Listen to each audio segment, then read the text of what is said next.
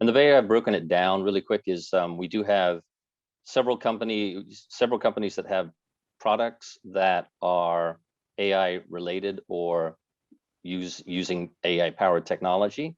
And then we do have Angel.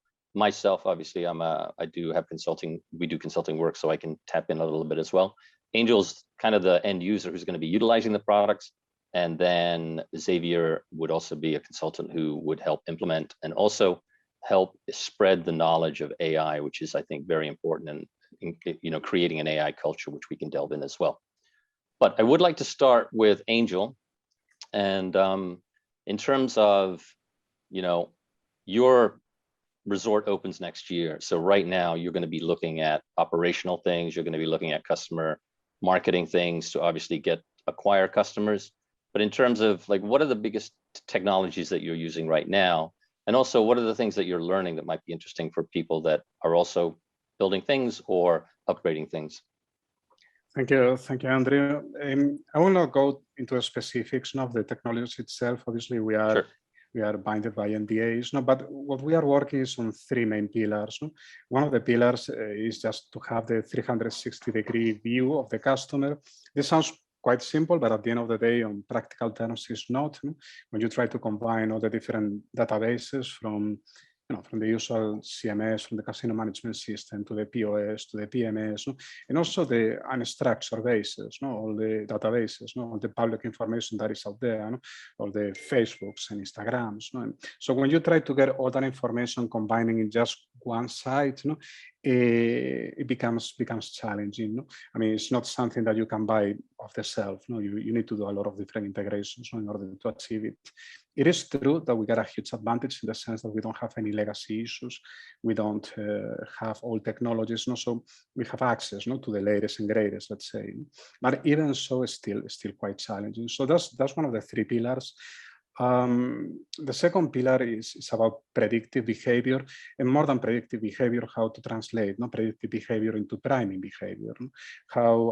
It's not just to anticipate what the customer is going to do next, but is to sort of guide the customer in the direction we believe that is the best solution for the company and for his experience. Same thing. I mean, it's a lot of technologies out there that just to make it on something that is easy to use and produce practical results can be challenging. And then the third step, obviously the first two ones are very technical in nature. The third one is just how we add the human element into all this. It's a pure culture element. In all organizations, everybody has a lot of priorities. And in the usage of data is not necessarily one of those.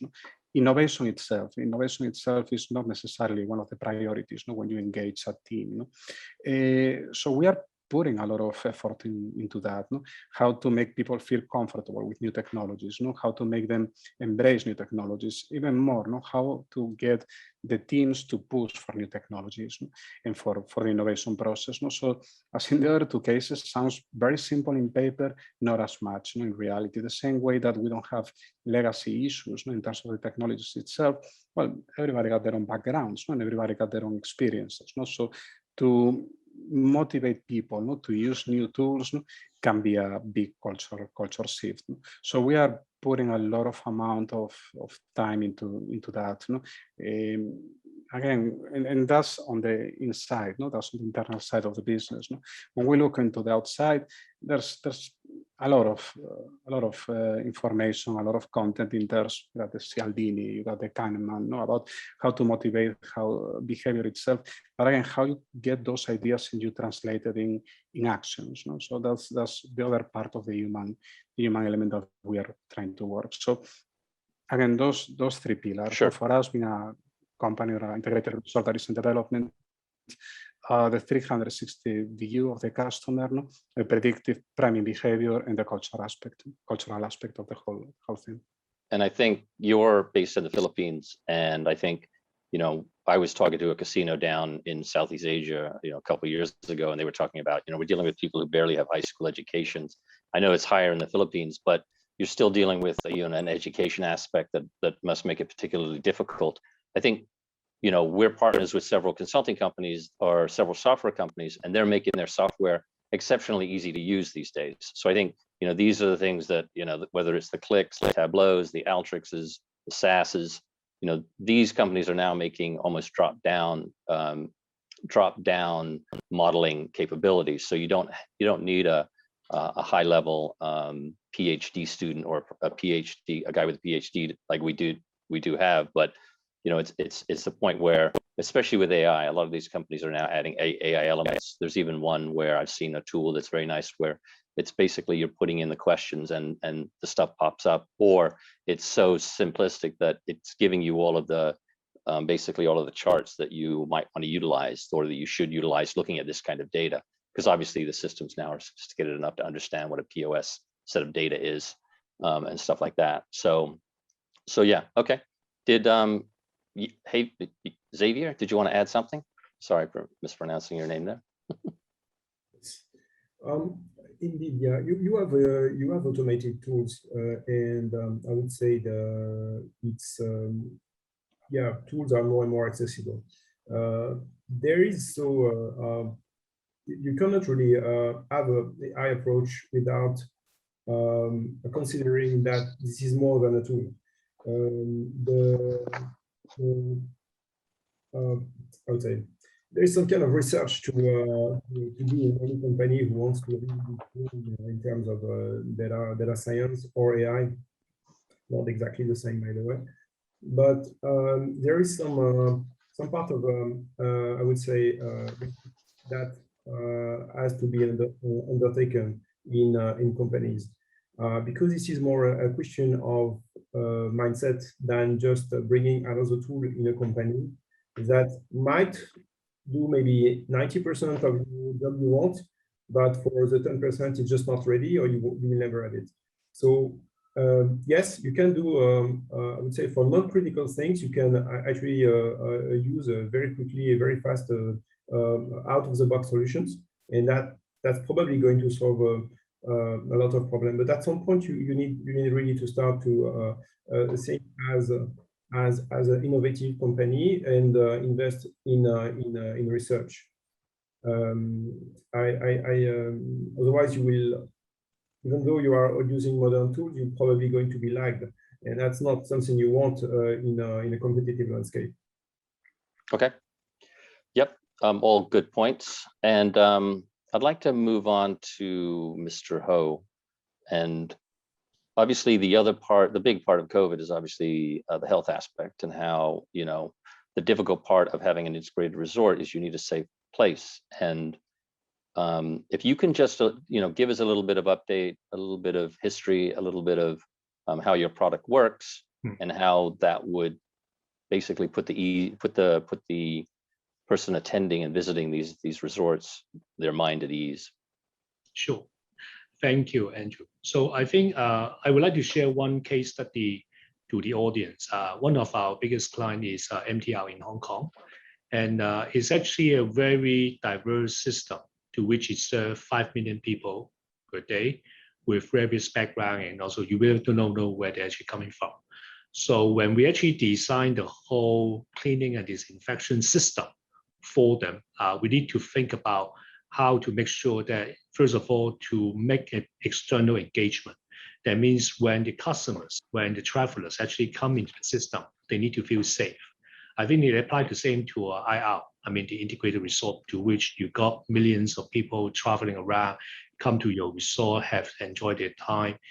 I think they do need to feel this is a safe place to go. And the level of cleanliness, I think we're really not thinking about like the dirt or the visible thing. It's more about the virus. I think since COVID coming, people do define and also view cleanliness in a different level. They will not just focus on those visible dirt, but more thinking about the bacteria, the virus, to which you really cannot measure, right? You can't see whether those are clean or not. So that's why I think our robot, or let's say our crowbot, was very, very important. And I think we are fortunate enough to have a joint venture with SoftBank Robotics to have a 2-in-1 cleaning and disinfection robot, which would serve this purpose very well. So this is something that I would like to think about, first of all, the external engagement with the customers or even the regulators, because train or mass transportation is probably the same as the IR, to which you will have a lot of government regulations. Regulators would come in and check your cleanliness. So those would be very important for you to do this external engagement. And I think on the internal part, how to engage your employees, because definitely they would not think the robot or cobot would be kind of a replacement or threatening their work. It's actually a complementary. They're helping the workers to actually do their job much easier, faster, and also less dangerous. For example, when the COVID just started, there's a lot of situation to which your employee really don't want to clean up the room because you really don't know whether there will be a suspected or confirmed case. So robot would be very useful to get in, disinfect before people can come in and do the cleaning. So those are really the engagement to which the collaborative robot, cobot, would be very important to engage both internal and external for the IR situation. Okay, great. The and I've been working with G2E Asia a little bit, and we were trying to get some robot companies actually from China, and they were like, well, we can't really work with the routers in some of these casinos. So it was kind of interesting that that was a problem. And I'm sure since you're a part of Japanese funded company, I'm sure you won't have that issue. So I think that obviously that's very good for you. But okay, so the cobot is a COVID robot, or what is that? Yeah, I think it's more like a collaborative robot to which it works well with the colleagues, the workers together. Okay. So really like replacing those workers, but try to make it more efficient, less cost effective, and also things like that. Okay. Okay, great. Okay. And we obviously have a session on the product after this as well. So that'll be very interesting. And I'm sure there'll be other questions about that as well. I don't know if you can stick around, but someone of your team will definitely be able to in the Q&A. Sure. Great, thank you. And if you have other points, obviously feel free to come in and on these other discussions, which I think it'll be interesting to hear your take on them as well. Now, there's a writer out there who writes about AI, and she says there's 7 types of patterns. And once again, if you're interested, please reach out to me, or you can just Google it. But one of the patterns is actually hyper-personalization. And obviously, personalization was a term that I think I first saw it really heavily pushed by the software companies about 10 years ago. And now I guess they always need these buzzwords. So now hyper-personalization has become the buzzword. I've even seen Gartner referring to it as well. And basically, Gartner does say that it can be boiled down to a slogan: treat each customer as an individual. And in AI's way, it's defined as using machine learning to develop a profile of each individual, and then having that profile learn and adapt over time for a wide variety of purposes, including displaying relevant content, which is obviously extremely important, recommending relevant products, providing personalized recommendations, and so on.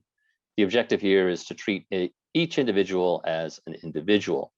What I say is basically surgically striking offers to the market of one rather than blasting a shotgun of offerings to the uninterested many. But in terms of that, I'd like to get, I would like to get Xavier. What's your take on this, and how do you see casinos doing it? Maybe not how they're currently doing it, but how they should do it. And then I would like to hear from Angel after that as well. Sure. Well, yeah, the author has basically brought in its journey. This author has been focused on 7 types, I would say 7 categories or 7 commonalities of AI, where we can see AI do different typical applications. Okay. One of them, yes, is a hyper personalization. And yes, that's very well known that in marketing, this is something you want to achieve, right?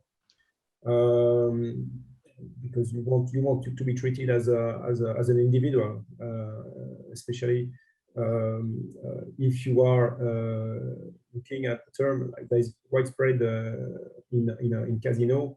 It's called a standard operating procedure. if you think of that, it's kind of counterproductive in a way, because if you actually interpret this word by word, you are going to treat everyone and start that way, and nobody wants that. Everybody wants to be unique and to have their own needs satisfied. So yeah, hyper-personalization is something that now you can achieve with data, as long as you have them, and you can indeed make your customer happier. I would say we can maybe come back on that later, but I don't necessarily agree with the breakdown that this author has given, but okay, there are some overlaps. But yeah, in that case, I would say I would classify in my own classification this hyper specialization as some optimization, basically. So this is the idea to increase revenue, increase loyalty, and that's just one of the impact, I would say, of data science or AI you can get. And now that how this is done in casino, first of all, I'm not specialized in casino, first of all, so yeah, you need to know that. But I would say that the way it should be done is basically, of course, get a 360 view of your customers with the best tool possible. How to get that is, first of all, to get the data. And I think that's probably one of the, as far as I know, the main problem in casino is to actually collect data on their customers and others, not only on the customers. There is, I think, an issue with the digitalization. If you look at the McKinsey report about, there is an index that they publish, it's called the MRI, about digitalization advancement, or digitalization index. And you can see that hospitality sector, hospitality industry is probably the least well placed. It's at the bottom of the chart, if you want. So digitalization is not there yet in hospitality, and there's a lot of progress to do there. So yeah, if there is one thing we should start with, is of course with digitalization. This can involve some RPA, for example, or some automation, another kind. But yeah, the first thing is, of course, to collect the data. After the data is collected, then you can apply some different processes and methods pertaining to data science or existing automated tools that you can actually use to process all of this data. Yeah. So my first remark would be about the digitalization, basically, and data capture. Okay. And you mentioned something about understanding the customer, and I listened to Adobe's, they had an online event about 6 weeks ago, and they were talking about how they were actually tracking, a person's, as they went between websites and what they were interested in, and they were actually comparing, they were taking pictures. Their example was someone was looking at holidays, for surfing holidays in somewhere like Hawaii. So they not just had images that were related, but the color scheme was all related as well. There was a similarity between the color schemes of the pages that they had visited, and it was pages that they would have visited on the website, let's say, of the travel agent. So the travel agent may have known that they were viewing certain pages on this, so then they were customizing the marketing to the point where it was even the way down to, it looks like he's a surfer, so we'll send a picture of a surfer, and he likes surfing shots that are late in the afternoon, so you're getting that beautiful, the beautiful magic hour sky. So the tools are out there. They're not cheap, but they are out there. And I think what the IRs need to understand is, customers are getting this kind of marketing from their other companies they're patronizing. So we do have to think about, this is a level that we need to reach. So I think, Kim, have you joined us? I think I heard a pop in.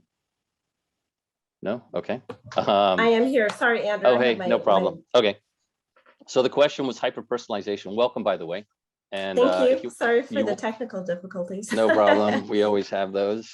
Yeah, so gotta love technology. indeed, indeed. And you're from America, so there's more excuses. So Kim, let me go ahead and introduce yourself. If you want to give a little bio as well, that's fine too. Sure. Yeah. Hi, everyone. My name's Kim Goff. I'm actually VP of Sales and Marketing for a company called Spark Compass. My background's been in technology. I worked in Silicon Valley for many years. And the topic you guys are talking about right now is obviously near and dear to our heart, because our actual solution is what you call a contextually intelligent platform. And that being said, it means we understand the context of a user, and that could be a number of things, right? It's literally where you're seeing the industry has been going for some time. It's starting to catch up, and the idea of that psychographic type model to understand the individuals that are interacting with your company or your solution, it's becoming much more evident that is where not only the customers want to go, but that's certainly where the technology is going or is at right now. And so we were talking about hyper-personalization. I won't, I'm sure you'll figure that out. But why don't you, because we've discussed in the past what you're doing with, universities like MSU, Mississippi State. I think anything that has to do with loyalty would be fascinating for the IR people. And yeah. So if you want to just expound upon that, that'd be great. And then Angel, we'll come to you afterwards if once we're done. I think again, as Andrew was talking about that hyper-personalization, it's really not so much about, you have a lot of loyalty and reward programs out there. And certainly as a marketing person for 20 some odd years, we'd love to know more about that individual. In the past, it's been a little bit challenging because we can understand them to a point. We can certainly, like with the University of Mississippi, Ole Miss, they came to us with a challenge saying, listen, we really need to understand the students and maybe the alumni and everybody that's engaging and showing up to our events, the sporting events in particular. And they wanted to engage people in a little different way. And then it bounced over to also the sponsors. They rely on obviously touching the customers or the fans that are in the stadium in particular. But they actually had a need to want to understand what they were doing when they weren't in the stadiums. So I think the hyper-personalization, and you'll see, and I'm going to mention the psychographic model again, which is really literally understanding not just the Ole Miss fan in a general term, but it's understanding an Ole Miss fan, that one-to-one relationship with that person, and understand, for instance, from Coca-Cola, do they like Diet Coke or do they like Dasani water? And that was the challenge that Ole Miss was facing, and the sponsors are facing more and more now, particularly in that reward and loyalty market, is that they don't want to just spend money and hope people are looking at the digital screen that's up, in the stadium or going around the actual stadium, because they can only generalize now how many fans are actually seeing that, how many fans are actually acting on any of those ads. They want more. They want to understand again those groupings, that understanding of that fan that likes this, and where are they at the time they're doing it. There's kind of the right time, the right place, the right messaging to an individual, and it's you all need to repeat. Yeah, and it's all real time because you're dealing with. And it's all real time, and it's real time, but it's also. It takes it a little step further in that, push messaging is easy. Everyone's doing push messaging, and that one-way communication, that's out there. That's been out there for a while, but you need now to be able to understand that information that happened when you pushed and bring it back. I think we can know who hit an ad, for instance, but do we understand those that did not? It's also as important to know who didn't engage as it is those who did engage with whatever type of reward you're offering at that moment in time, and not repeat what they don't engage with, and learn what to repeat and engage them in a different way, maybe they're outside of the stadium now versus inside the stadium. So that is all possible. That is obviously what our actual patent is, what we call we call it a feedback loop. That's the core of our patent. But we solved a lot of issues. And the one thing that we solved, I think the most interesting thing for us was when Coca-Cola actually started calling me directly, not Ole Miss, and asking if I could solve an issue in getting fans to go buy Coca-Cola at a convenience store that isn't in that fan stadium. It's outside the fan stadium. And then going beyond that and touching fans that maybe weren't in Miss. Oh, we lost your. Sorry, No problem. that was my fault. Actually, I bumped it. Anyways, talking to fans that maybe weren't just at that one football game, but talking to fans that are at home and alumni, maybe they lived here in California, and can I engage them the same way? That's the challenge. You were kind of hitting on this, what we call the online, offline, online concept. That is really what that means, is that we can understand what they're doing online, then we understand what they do offline, and then we can bring it back to the online world. That's true contextual intelligence. And again, we call it the right time, the right place, the right messaging to the right person. That's the kind of, as a marketer, that's the pot of gold at the end of the rainbow. And when we're talking Mississippi SU, this is kind of like, these are American football stadiums that in some cases are, besides the North Korean the stadium in North Korea, Pyongyang, are some of the biggest ones in the world.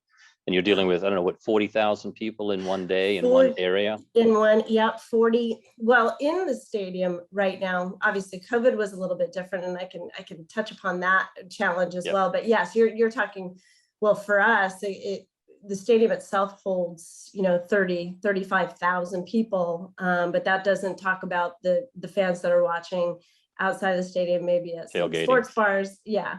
So it's huge. I mean, it's big as, some of these are as big as the pro stadiums. It's like England playing at Wembley every weekend, just about. Yes. With as rabid a set of fans. Yeah. And they also have tailgating outside the stadium for those that couldn't get tickets. So and it's also, you have fans. It's also not just young kids. It's, these alumni who are 40, 50, that have a connection to the company or the university for life. Yeah. And also you've done work with arenas as well.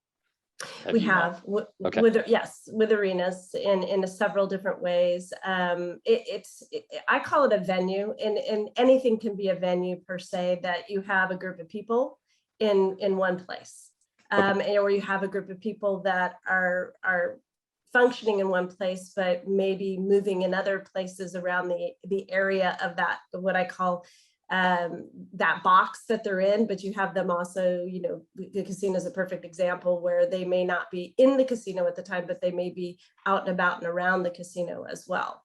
Or heading to another casino. Or heading to another casino. Yep. That you want to bring back, right? So absolutely. You want to keep them there. That's right. Exactly. I'm sure we're going to get a lot of Q&As. We do have a Q&A after this, so we obviously want you to stick around, stay up. And then, but I wanted to jump over to Angel really quick. And Angel, did you have anything you wanted to add on terms of what you can share with us for the hyper-personalization pattern? I believe that there's still a gap, no? There's still a gap between the promise, no, and the reality, no? I mean, we've been talking about the hyper-personalization for a few years, no? And there's a lot of steps, no? But still not there, no, in practical terms. So, and a lot, I don't think it's necessarily about the tools, at least in the integrated resource industry. No, I don't think it's necessarily about the tools. I think technology is there, no, but as we were talking at the beginning about adoption. No? So what really a lot of the companies are doing, no, we are trying to do now, no, is to come up with new segments, no, new demographics, like saying the one-to-one, it's an ideal and will be fantastic to get it done. But right now, no, let's try at least, no, if that's a very ambitious goal, let's try at least, no, to create new demographics, no, that they are different from the old ones. So let's try to create new segments, no, segments that are not obvious, no, and that's where artificial intelligence really can help. No? I think the other part that is quite important in terms of this topic is, okay, what's next? No, I mean, at the end of the day, yes, there's a problem of adoption. It's a cultural mindset. No? It's not so simple at the end of the day to change the way that we've been doing marketing for the last 50 years. That will happen. I think there's no question that sooner or later will happen. When that happens, will become a commodity. Everybody will be using the same tools. So what's going to be after that? I think that's one of the questions that is relevant, because probably can be a question that could hit us in a sooner than expected. So I think those are the the most salient points now for an integrated resource like ours.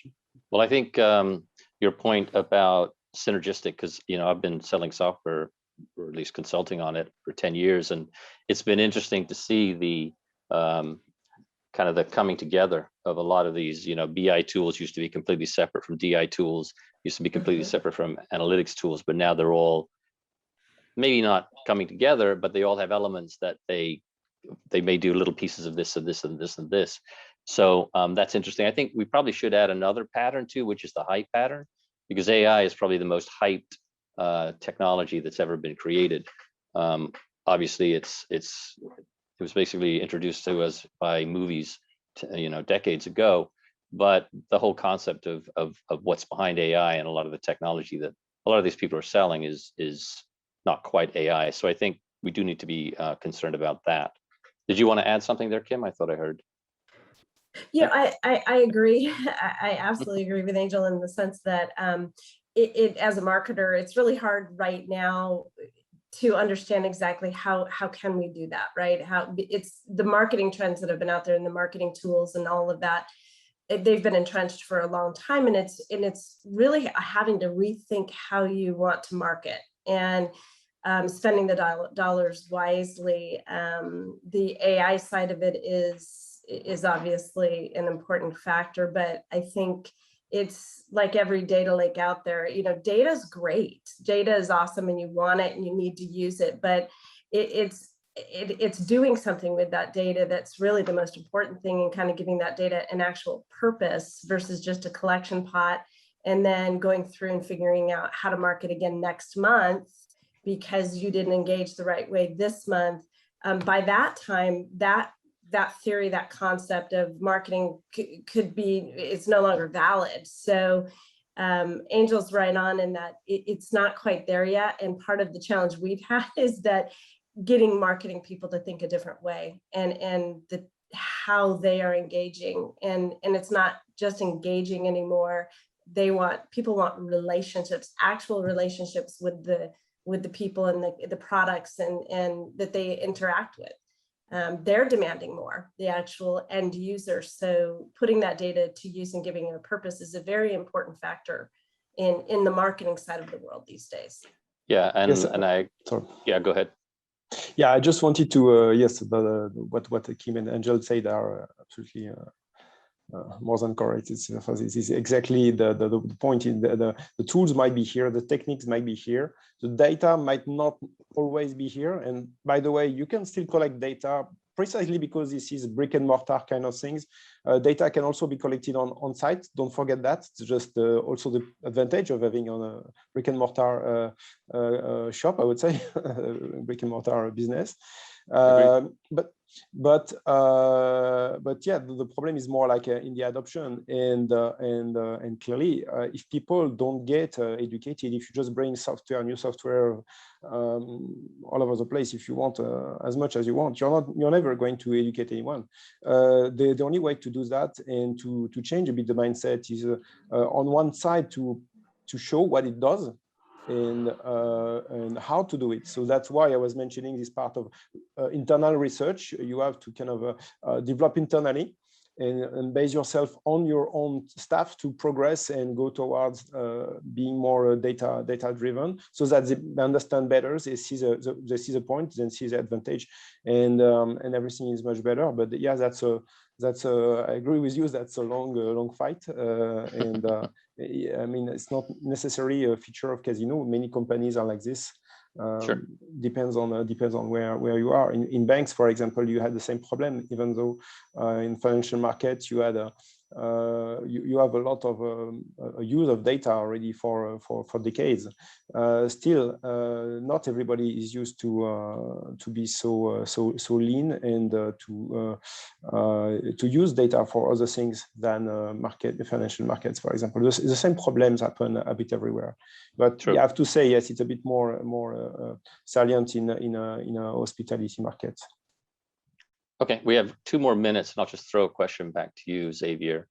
The other type that I think casinos and IRs will be should utilize is autonomous systems. So AI, things like AI ops, AI and operations, robotic process automation. How do you see that as a part of the future for IR companies? I don't know if we have about a minute, so if you could just expound upon that, that'd be great. Is that for me? Sorry. Yes. Okay. No problem. Automation results by something that has proven its value and just being automated at some point because everybody understands the value, wants it, and at the end wants something that is the less cumbersome possible. So yeah, that's the future. And I would say I generally classify AI as just the automation of data science.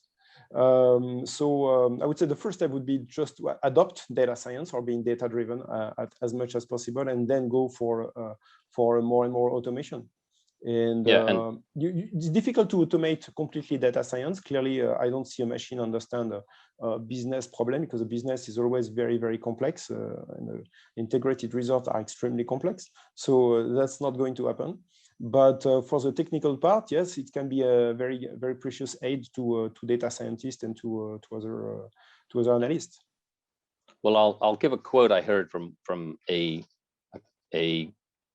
casino executive. I won't say what country it was, but he basically said, "I have 5 people here that do 1 back home in the US." So I think there is a lot of potential for automation in this business, and especially maybe in Asia. And I do think products like RPA, robotic process automation, that's just being, that actually can help, because you can turn computers into basically functioning humans, as long as you know the steps. So, but okay. By the way, there is on that, just to bounce on this, there is a false belief that people think, oh yeah, it's going to steal my job and everything, and that's part of one of the resistance to change management. Basically, people are really afraid of losing their job due to AI. In fact, history proves that in technology, every time you bring a new technology, could be Excel, could be electricity, even if you go this way, has actually produced much more job than it has destroyed. Of course, a part of some jobs have been destroyed. Nobody's switching off candles in the street right now, but it has created much more. So just wanted to point upon this, because it's raised worriness. No, I agree. We can get into that more in the Q&A as well. But I did want to hand it over to Terrence Kwan. Are you there? Hello, Andrew. Hey, how are you? Good, I'm good. Go ahead and introduce yourself, and then the floor is yours. Well, thank you to every panelist and Andrew for moderating such a exhilarating topic on AI adoption in the integrated resorts. So I myself, I'm an academic researcher by training. So I got my PhD from the University of Cambridge in biochemistry and organic chemistry. And I've worked in the pharmaceutical industry for a few years now. I'm currently the head of science with Avalon Steritech. And today I'm going to talk a bit about our product, which is a collaborative robot, which we think will be, an entry or a nice way for integrated resorts to start beginning to adopt these AI operating products. So I'm just going to share my screen. Right, can everyone see? Great. So I'm sure, as all of you know, integrated resorts are, they have so many different functions, including retail, entertainment, gaming, hotel, as well as exhibitions and conferences. But COVID-19 has really brought about significant change to the way how businesses are being done in the integrated resorts. And people's confidence in your venue is of utmost priority to really kind of, bring back the businesses and bring back the people flow into your area. So I believe this 5 pillars should really be turned into 6, where we can include health and safety into one of the key aspects for integrated resorts. So how would you actually do that, but in a sustainable manner? So I think robotic approach is one of the ways forward. And the problem with this is there's a lot of myth surrounding how you deploy robots. There's a myth. Xavier very aptly pointed out before. Will it replace human workers and cut jobs? There's a lot of labor union resistance in many areas, and people are often worried about robotics, being dangerous. When you think of robotics, you think of the industrial robots that's being used in production lines. They're very heavy duty, and you need to have all these safety parameters in place to really protect the workers. And so that, are they expensive? Can we afford them?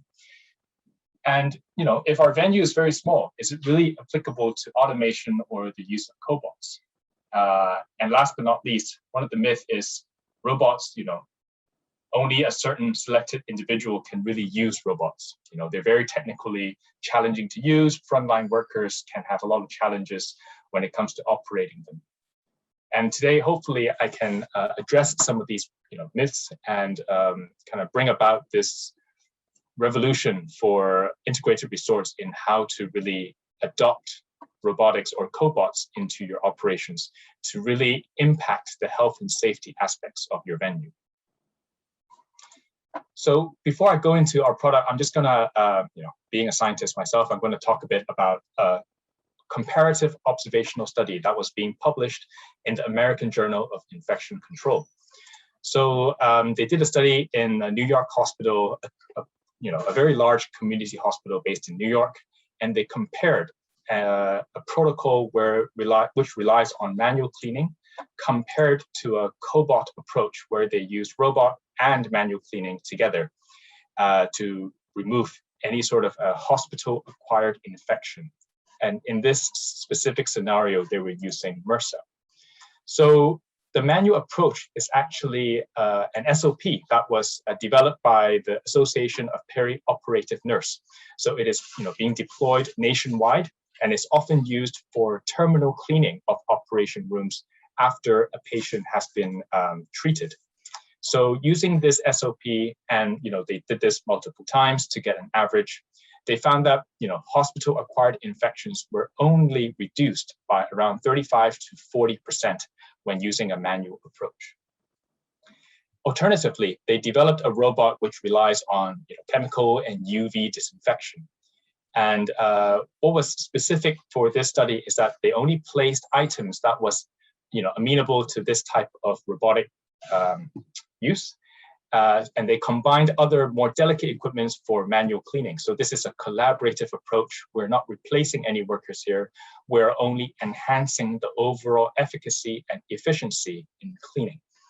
And what they found was when they used a collaborative approach, you can see here, there's a diagram here, humans are outside as the robot is working inside as well. They found that they were able to achieve a greater than 95% reduction in hospital-acquired infection. So I think this is a very kind of fundamental proof that when used in conjunction and when used in the correct manner, robotic approaches can really help enhance the overall efficiency and effectiveness of the cleaning and disinfection. So going back to our, our product. So as our CEO, Louis Ho, just mentioned, we are Avalon Stereotech, and we have formed a joint venture with the SoftBank Robotics, which is a worldwide leader in automated robots. And our joint venture has a mission, and which is to go beyond the visible. So a lot of pre-COVID times, we were focused only on the visible. You have dust, you have dirt on the ground. And that's why a lot of autonomous vacuum sweepers have been developed for commercial use as well as for household use. However, when COVID arrived, people shifted their attention to the invisible, the viruses, the bacteria. So how can you address those in a robotic and autonomous manner? What we have done is we developed a solution, a 2-in-1 cleaning and disinfection robot, which can eliminate up to 99% of microorganisms within your target area. And we are the first robot to be, approved or certified by SGS Hong Kong, which is the third-party testing laboratory based in, with headquarters based in Switzerland. So all is well, you can adopt these robots, but what is the impact or what is the benefit that you can really bring out of this? Robotics, you have this consistent performance that cannot be achieved by manual cleaning, as evidenced by the scientific report that I just described. And when we think of COVID, we think of a lot of workers wearing these health and safety suits, spraying a lot of chemicals, which often can be an overuse of chemicals, and hence really has a very poor sustainable aspects to its approach. But when you're using a robotic system, you can have this consistent control of how much chemical is enough. So we're not overdosing the whole area with chemicals, which can bring harm to your environment and to your frontline workers, but we're actually controlling the right amount of disinfectant to eliminate any sort of viruses or bacteria that is present in your venue. And also, Lewis just mentioned, if you have a COVID case, you don't want to be asking your frontline employees to go and treat that room. And that's why you can deploy your robot and be that sort of frontline guard to protect your employees. And last but not least, robots, when used in an efficient and collaborative method, can really optimize the overall operations and workflow of the integrated resort. So I'm just gonna bring out a video to show. It's very short, but it really highlights how our robot works. So I'm just gonna do a new share. I don't know if you guys can see this.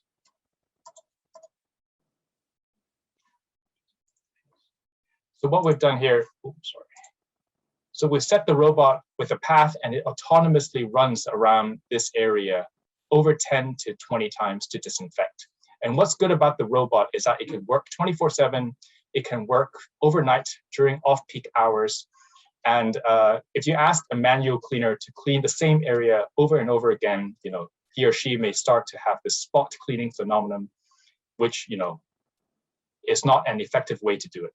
And you can see our robot is actually disinfecting the shopping mall where it can interact with people. Actually, if I bring you back to the middle here, there was this case where it was interacting with a kid.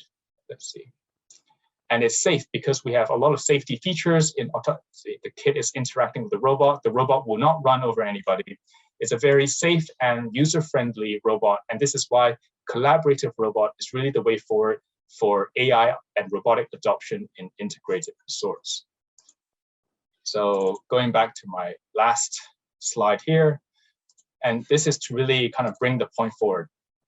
The mission of a lot of integrated resorts right now is to restore public confidence and to really allow them to enjoy your venue in a healthy and safe way.